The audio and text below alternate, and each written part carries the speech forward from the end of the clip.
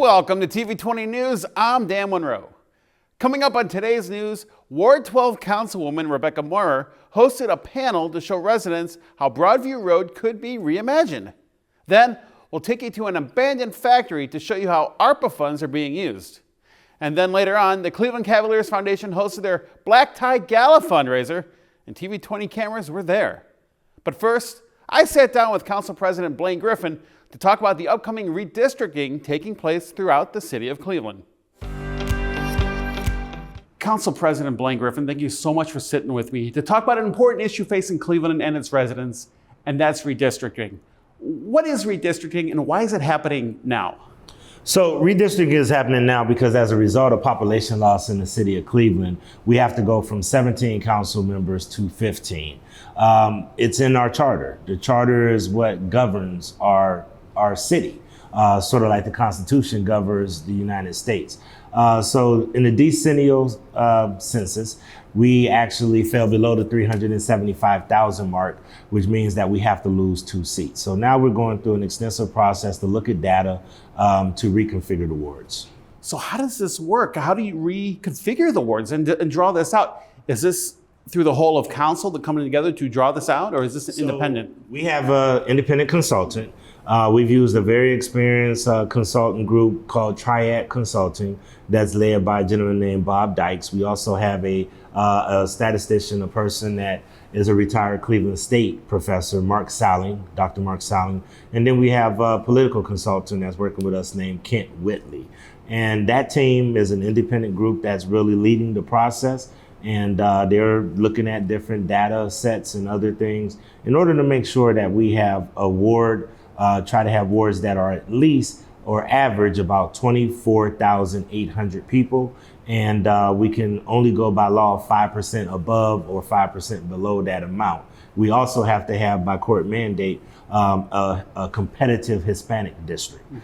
So we try to make sure that there's a district, at least one district that has between 35 to 40% or so Hispanic population. So those are things that we're looking at. The consultant is putting that together. But what we're doing for the first time, Dan, is we're going to be transparent. We're going to actually go to the public to get feedback from the public right now. Well, that's great because this really affects the public. How will this affect the public going forward with the new districts? Are there going to be, how will this affect who their council person is, obviously? Will it affect how many people are in the ward, things like that? It could affect, who the council person is. And let me say this, these are not, council people don't own these seats. The public owns these seats. So part of this process is how do you try to have natural boundaries? How do you make sure that neighborhoods are as whole as possible? How do you try to, create districts where you have assets, natural assets, and also fixed assets like stadiums or hospitals or other institutions like schools and other things. So all of those things are things that you have to take into consideration when you're drawing these kind of maps. And you're right, we have to look at it as the entire city. Whereas some people might go at this looking at just my neighborhood or my ward. Well, everything is based upon the entire city. So you can't just look at drawing one ward and think that you've accomplished something. So when maps are brought to you redesigned to council, what's that step from there? Does council have to review and vote, or do they send it back for changes? How does that happen? Well, after all of the data is collected, the community input is collected, then the consultants will get together and put together a draft of some maps, and then they will present them to council people, and council members will have a chance to weigh in. We may have to make tweaks based on other feedback that we get. And then at the end of the day, we do have to vote. And as traditional with council, if we get at least 12 votes, then we could pass it on first passage. But if it has to be read 3 times, then we need at least 9 votes in order to make the map pass. And when does this have to be decided by? Well, it doesn't have to be decided until April 1st, 2025. However, because council can pull petitions a lot earlier, I really would like to get it done sooner than that. And right now, there's no saying which 2 wards will be, or which 2 councilmen will be affected, council persons will be affected by this redrawing? Right now, no. And I will tell you that at the end of the day, there may be council people who decide not to run. Last apportionment process, former councilman Jay Westbrook said, hey, I'm going to retire because I want to let some other people have an opportunity to serve. I don't know if that's going to be the case this time, but I will tell you that once again, these are not our seats. These are the people of Cleveland's seats. And at the end of the day, we're trying to do a fair and transparent process in order to make sure that we have a good outcome that everybody can be proud of. And because these are the people's seats, like you said, you're going to present this to the community through a variety of different town hall meetings, things like that? Yes, and we have 3 meetings that will be coming up next week. We are going to be meeting at the Glenville Recreation Center. We're going to be meeting at the Jerry Sue Thornton Center, and we're going to be meeting at Estherbrook Recreation Center. So residents have an opportunity to come and give their input on what they think. And I do want to say this, one of the unfortunate things about the reapportionment process is you do have to lose sometimes residents that are near and dear to their council people. You do at times gain area where you're unfamiliar and you have to start all over and try to get to know the residents in those areas. So at the end of the day, it's a process that all of us are going to have to embrace and lean into. But if most council people think like me, most council people will do whatever is best for their community and make sure that that they advocate for the right thing to happen.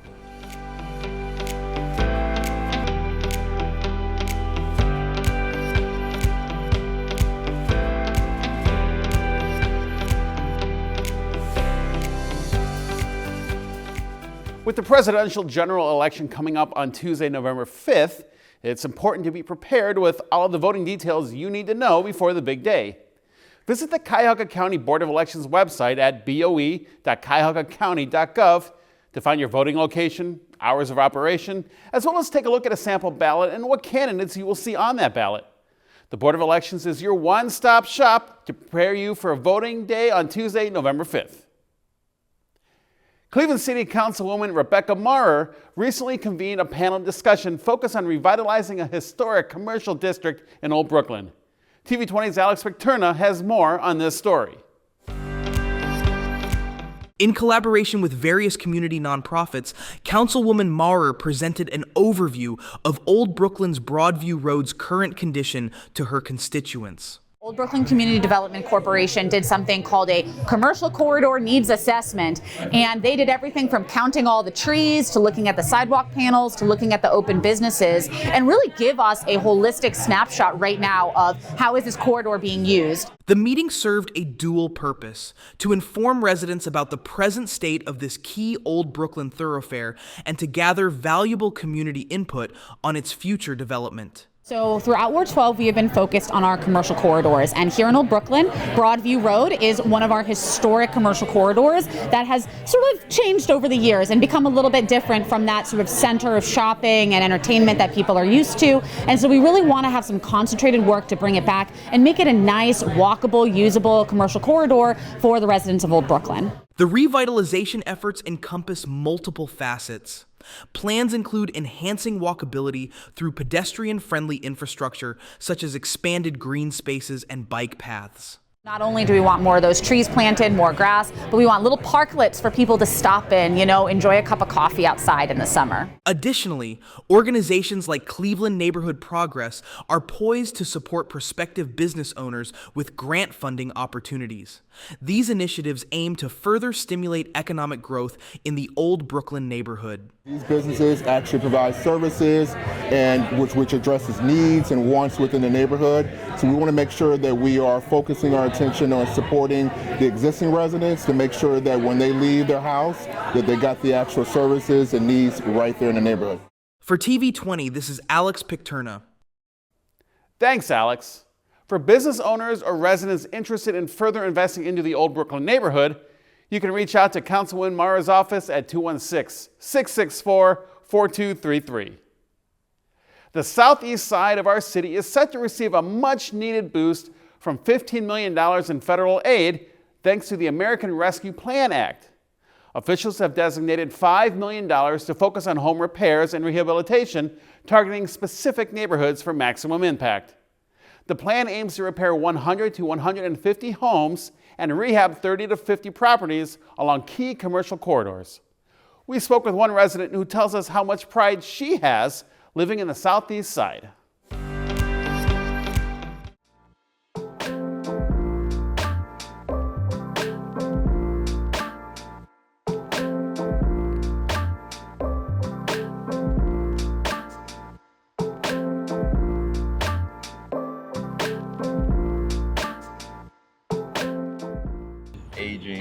home repair programs, social services, stuff with utility assistance, you name it. Okay.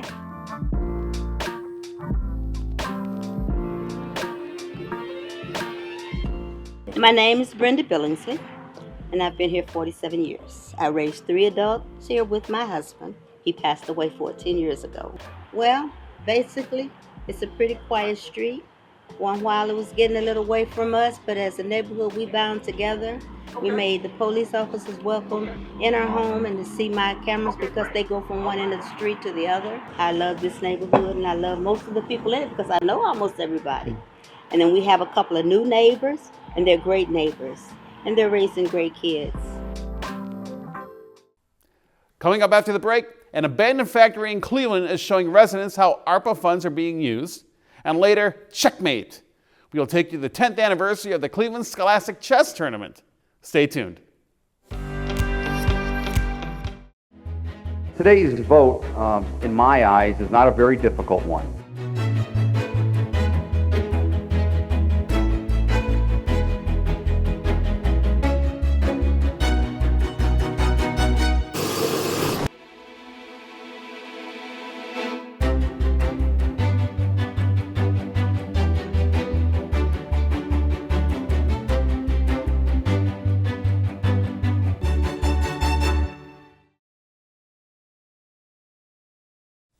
Hello, I'm Patrizia Mastriani, and I'm a proud member of the Italian American community.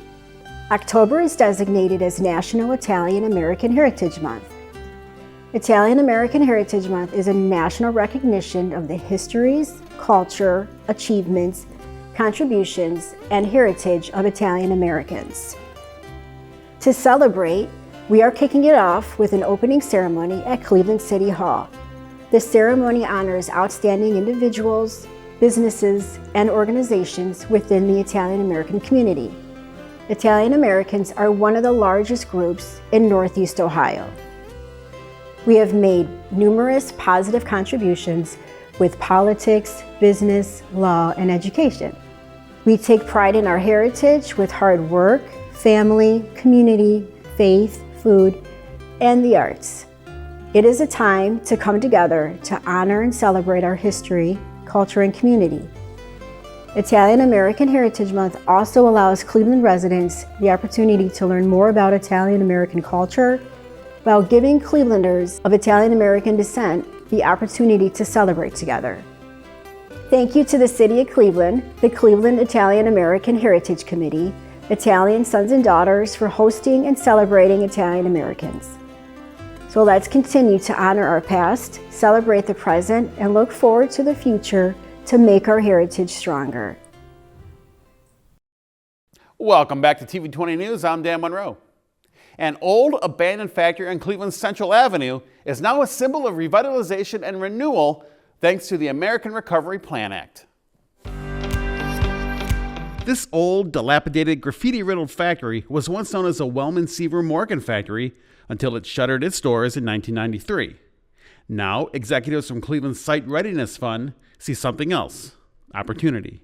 Mayor Bibb and Cleveland City Council formed the Site Readiness Fund with the goal of reactivating 1,000 acres of disinvested industrial land in the city of Cleveland and bringing it back into productive use so that we can create 25,000 good jobs, so that we can bring energy back into our neighborhoods, so that we can promote environmental sustainability, and that we can build wealth in our communities.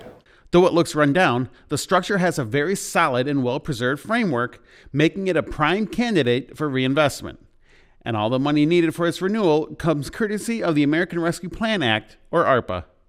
The federal government has put all kinds of support into this building. Initially, they funded my organization, the Site Readiness Fund, with ARPA money.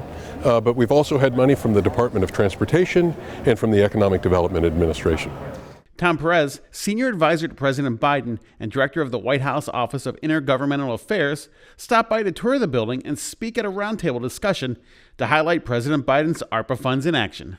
What Joe Biden and Kamala Harris envision for America at this moment is reinvestment in communities, making sure we turn this once historic and remarkably vibrant manufacturing facility into a set of new job opportunities. For more information on this and other projects, visit the Site Readiness website at sitereadycle.org. Let's head over now to Central Catholic High School for the Cleveland Division of Police's annual 4th District Community Relations Award ceremony. I love these events because it's a great symbol of something I believe in as mayor, that public safety is a group project. I'm gonna say it again. Public safety is a group project. I'd like to say on behalf of all the Cleveland City Council, to all of the honorees, to the police officers, as well as the civilians that are being honored today, thank you. Thank you for your public service. It's good to be here with you this evening in celebration of all of the hard work that you do. The work you do may sometimes be thankless, but the show of support here tonight shows that what you're doing is necessary and it's appreciated.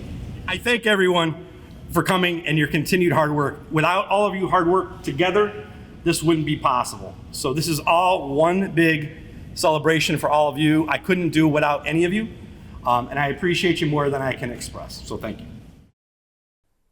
A big congratulations to all those awarded. You can find the full 4th District Community Relations Awards ceremony on the TV20 Cleveland YouTube page. All right, now let's head over to Humphrey Park for the 5th District Safety Fair. An event designed to strengthen relationships between residents and safety officers. The fair featured several educational activities, including the Cleveland Division of Fire's Safety House. Attendees were treated to free ice cream, snacks, and school supplies. In our Today's Health segment, we spoke with Dr. David Margolius, Cleveland's Director of Public Health, about the city's effort to combat decades of lead impact on Cleveland residents. I think that we're particularly troubled that still in 2024, kids are being poisoned by lead in Cleveland, and a lot of kids. We've made a lot of progress over the last 20 years, but unfortunately in our department, we're still caring for almost 1,500 children who are testing positive for lead poisoning from Cleveland. If there's any lead in your blood as a child, it causes brain damage and can cause learning disabilities, trouble in school, behavior problems, lower IQ. And so it's troublesome, and it's something that is preventive if we put the right investment into homes so that paint isn't peeling. It's a massive problem in the city of Cleveland. When we test children throughout our city, nearly 1 in 5 are testing positive for lead poisoning at greater than 3.5 micrograms per deciliter. That's nearly 2 to 3 times higher than Flint, Michigan's rate ever was. And so it's a huge problem in Cleveland, and in Cleveland it's from the lead-based paint. It's from those old porches, from those old windows, from those old doors, all built before 1978, when it became illegal to put lead in paint. We've got so many homes that are full of lead paint dust, and we need to work harder to get those homes either offline or lead safe, or even better, lead free. New windows, new doors, new porches. And so for families who live in homes with peeling paint, please use the resources that we have here in the city of Cleveland to help improve the situation so that children can be living in a lead-free environment. They can call us at 311 and we can direct them to resources. There's also the Lead Safe Cleveland Coalition that is a great resource for folks looking for help, and it's a good front door to all the different programs that are available. We're going to need everybody's help to solve this problem. It will cost billions of dollars to abate or take out the lead of all of the homes that exist in Cleveland. But we got to start. We got to do the work, because children on the east side, children on the west side, on the south side are being poisoned by lead. And it's because of those windowsills, it's because of those doors, it's because of those porches that we know have peeling paint. The Cleveland Health Department's Breathe Free Cessation program offers personalized support to help you quit for good. The program offers office visits, virtual options, an eCoach, and pharmacy consultations. Take the first steps toward a smoke-free life today. Sessions are running now until November.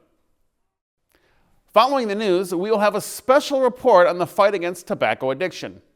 Despite years of warnings, millions are still hooked and facing serious health risks. But there's hope. New programs and resources are making it easier to quit for good. Hear from experts, get the latest on support options, and meet those who have successfully kicked the habit. Stay with us after the news for this important report that could save lives. We'll be right back.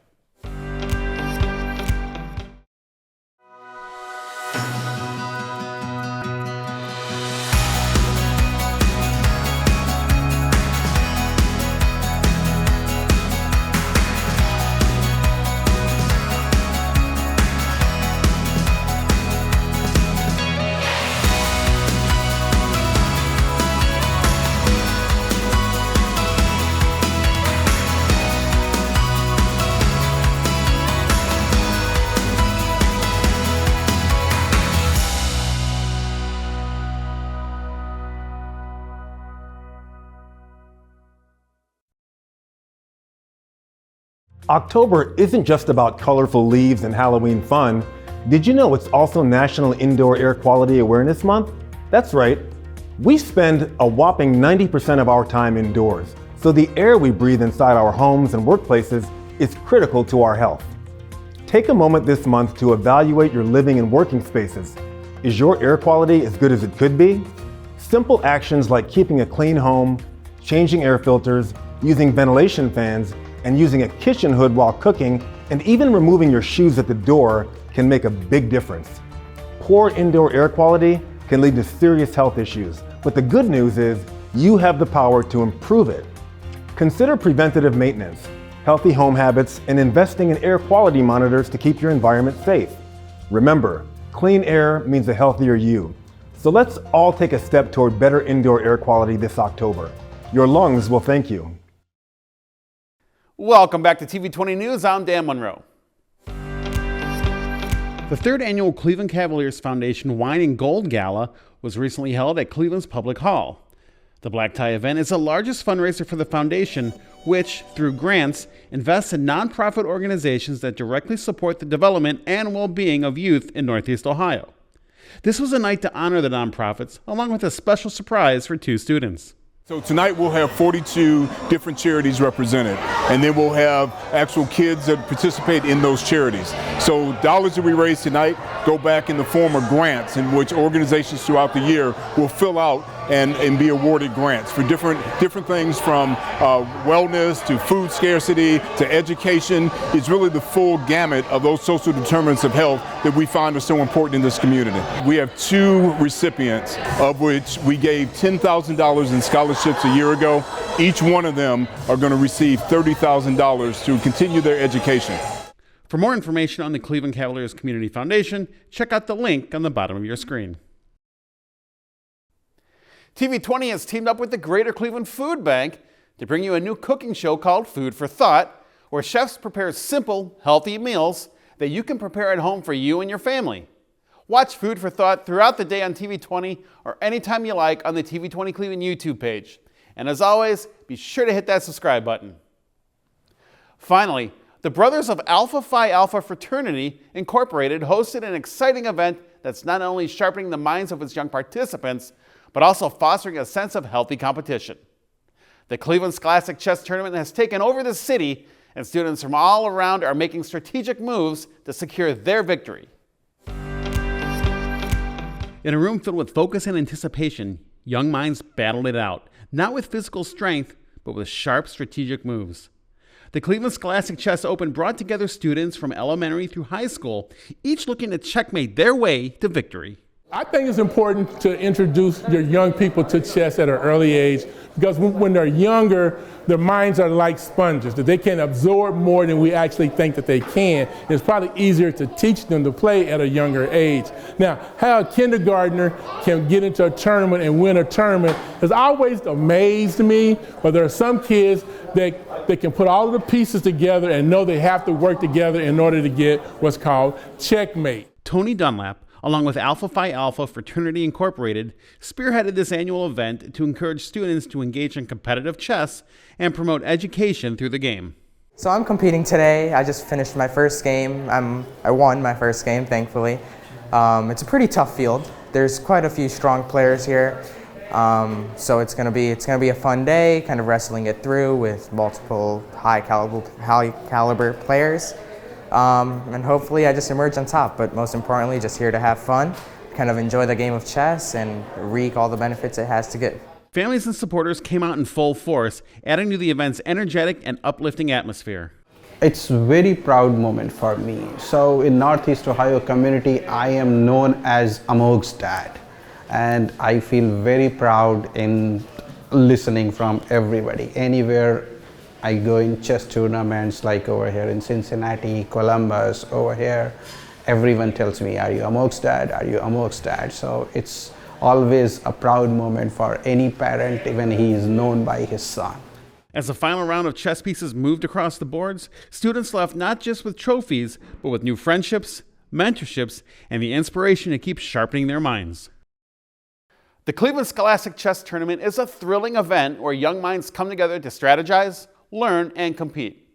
It's not just a battle of wits, but also a celebration of sportsmanship, intelligence, and dedication. We'll be back with more TV20 News right after this. Hello, I'm Dr. Dave Margolius, Director of Public Health for the City of Cleveland.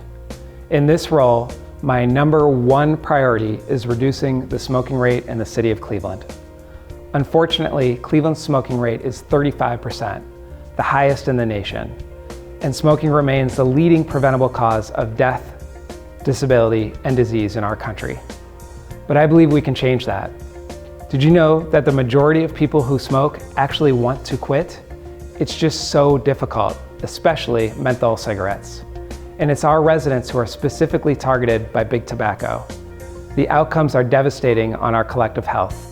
Smoking too often leads to premature disease and needless suffering.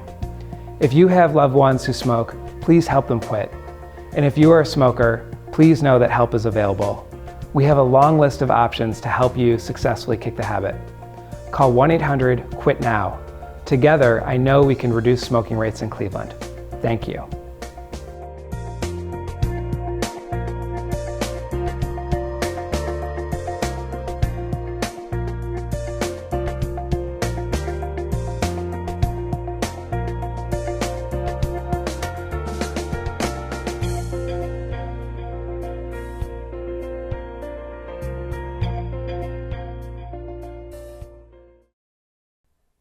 Welcome back to TV20 News. You know, we are constantly uploading new content on our TV20 Cleveland YouTube page, so make sure you hit that subscribe button so you don't miss out on anything.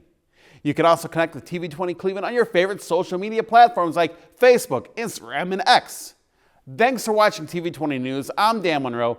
Be sure to stay tuned for more on TV20. We are Cleveland.